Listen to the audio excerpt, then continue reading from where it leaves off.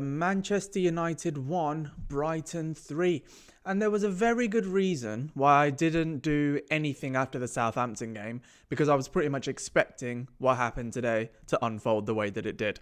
So we're going to discuss it. And if you are new around here, this is the non-toxic Manchester United channel. So even when we have days like this, I think it's important to stay level-headed and calm through all the chaos and make sure that we analyze and talk about the right things in the right way. So it's one of those kind of performances where it's quite easy to jump on certain players and to call them names and do all the other things that I don't think Man United fans or any fan should be doing. But I just want to highlight a few of the things today that sort of has been in my mind and in the mind of most fans, but has been the pervading problem throughout everything since Ruben Amorim has come in. But first of all, I mean, if you do like sort of the idea of a non-toxic kind of, wholesome Manchester United channel, for want of a better word, then drop a subscribe on the channel. We're nearly at 3,000. We're trying to hit 5 and 10, and like 10 is like the wow, and then 10 million, whoa. But yeah, we're nearly at 3k. So if you do like this idea of a channel kind of being as unfiltered and as calm as possible,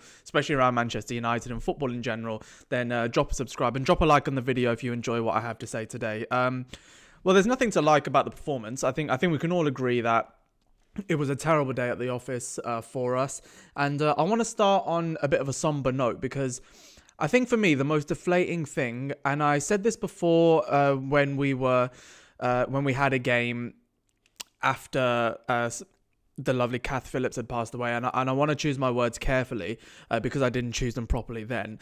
But I said then that the performance that we put in, I think it was against Newcastle after that, wasn't befitting of the type of send-off that we should give somebody like Kath. And, this time, we had to say goodbye to the late, great Sir Dennis Law, the king of the Stretford end, and for whom, without him, we probably wouldn't have enjoyed half the success that we did in our greater periods in the 60s and 70s as Manchester United. So, I wanted to start the video by saying, first of all, thank you, Sir Dennis, for everything that you've given to the club. And I hope that you, Sir Bobby and Sir Matt and George all rest in eternal peace for everything you've given us.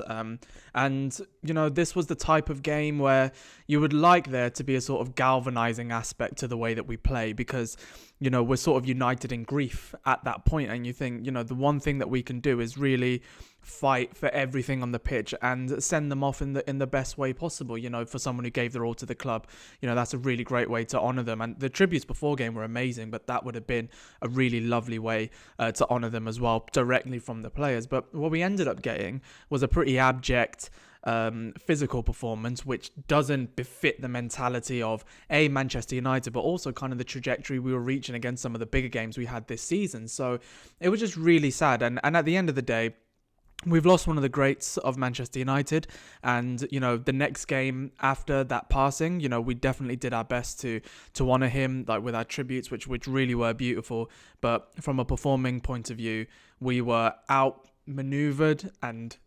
outmastered athletically and physically by a Brighton side that have kept us nailed in 13th in the Premier League, and that hurts. And there were aspects of the game which I thought we actually did okay. I thought Xerxes was nice in terms of his hold-up play. I thought he was strong. Ahmad is always putting in really good performances. He was key in the press when we got the penalty. Xerxes, I think, did well to win that. Bruno, obviously, to convert. And at half-time, I'm there thinking, you know what? After going 1-0 down pretty early on, which has kind of become a theme this year, that we actually did all right. And I was hoping that we'd kick on and as it went 1-1, thinking you're kicking towards the Stretford end, let's really get going. But we didn't get going at all in the second half, and I don't actually remember us creating anything of real note in that second half. And like I said at the beginning of the video, there's no real need to talk about the Southampton game at all, because that game, the only reference we can make is that game we showed real frailties that I thought any half-decent team was going to pick at and destroy us. And that's exactly what Brighton did. I mean, from minute one, they were better on the ball. They were set up, I think, more expansive and more solid than we were in different areas of the pitch. And we just couldn't really hang with it. And, the goals that we conceded kind of typify everything about Man United this year, and this is where we get into certain individuals, which we will talk about. But like I say, in as good a way as possible, or as fair a way as possible. The first goal, just awful. I mean, it was a really good play from them, but you don't concede at 4 minutes at the Stretford end at home. You shouldn't be doing that at all. You want to set yourself on the good foot, and you didn't. Then, I thought we responded quite well. I thought we could have easily have been ahead by then, but still didn't crack off any shots on target until that penalty or after. And then it was 1-1. But then, I think it was 8 minutes into the second half, we have what I can only describe as a kamikaze of errors. One from Dalot to not show Minter onto his wrong foot. He's cutting in on his left, and you just show him that freedom while he's in the box, and he gets in a good ball, which is kind of in the grey area between should Onana claim it or should he not.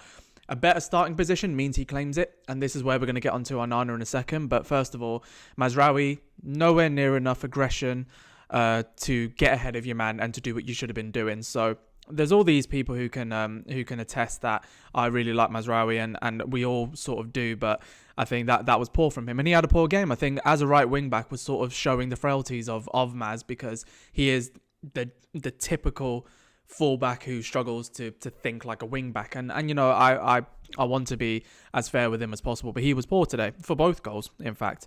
But we can't ignore Andre Onana. We can't ignore him, and I thought when we signed him, I thought with De Gea, there were so many massive gaps in De Gea's repertoire. Like, he was a fantastic shot stopper, probably one of the best we've ever had.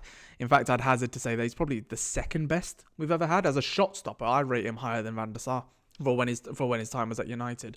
But obviously Van der Sar was better in so many other areas. But those areas include the distribution, kind of bringing some calmness to the back line, plucking balls out the air, command of your area, organising the defence. I thought a keeper like Van der Sar was better than De Gea, and I thought we would get a player with better stature, great stature in the European game, and has come through academies at places where you have to be an all-rounder, good footballer and a good guy to come into the club. Not De Gea wasn't a bad guy, but you know what I mean? You had to have at least the mentality and the professionalism to be a top player to get through where he was. And then Onana, I'm thinking you're good on the ball. You're good distributing with your hands. You claim your area. You're quite aggressive. And all these things that I thought De Gea lacked, I thought you had. And while there might not have been a save reel similar anywhere near De Gea's in terms of point blank range and what you can actually do when you're facing the opposition, I thought there were some areas where, hopefully if we fix the other parts where the organisation and the solidity is better, then you don't have to rely so much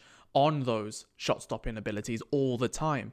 But it's becoming quite clear that Andre Onana has struggled to grasp the fundamentals of being a goalkeeper since being at Manchester United, and by that I mean, we're a year and a half into him, and I'm still struggling to see where he's improved us from a goalkeeping point of view, but also those bits I've just mentioned, they haven't gotten better. The distribution, when it has been good, has been slow and quite lethargic and like ponderous at times, and I'm just there while I don't worry when the ball comes to you at your feet, which is actually quite a relaxing feeling for once, because I didn't feel like that with De Gea, I worry about everything else. And I worry that when we have a back three and we're changing systems and we have new young players starting in that system, it's like you're not inspiring any confidence to any of these players that makes me think you're going to be our number one. And Bayindir the exact same. I mean, Bayindir had a great game against Arsenal, but he had poor games in the others. And I think as a reflex shot stopper, I think he's actually better than Onana, but everywhere else I don't. So we're at that stage, and it reminds me a little bit. I was a bit young at the time, but it reminds me when we were replacing Schmeichel, eventually ending up on Van der Sar, and we had keepers like Roy Carroll, Tim Howard, Fabian Barthez, Mark Bosnich. We had all these sort of pretenders to the great throne of being a Man United goalkeeper, and they failed. And so far, I think we have to be honest with ourselves and say that Andre Onana has failed in his mission to become Manchester United number one in the time he's given. He will get to the end of the season. We could see a marked improvement. I thought at the earlier stage of this year we did. But so many simple errors that over time will just knock the confidence out of every fan and every defender at the club. So I can't back it. And, I back him as a United player. I always will back Man United players, but I can't back this idea that he is definitely nailed on number one. I can't. And I think that's how we should be. If you're not good enough, then you're not there. Just because you're the only one there, maybe you've earned your spot for a little bit of time. But when we can make a change, I think a change needs to be made. which is a shame. You don't want to spend 50 mil on a goalkeeper and have it come to this, but I think that is where we are.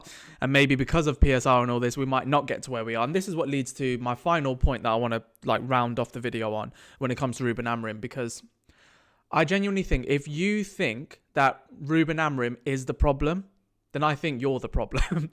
Because everyone and their mum wanted Manchester United to have a system, commit to it, and then have a backroom staff that aligns with that and made it a reality.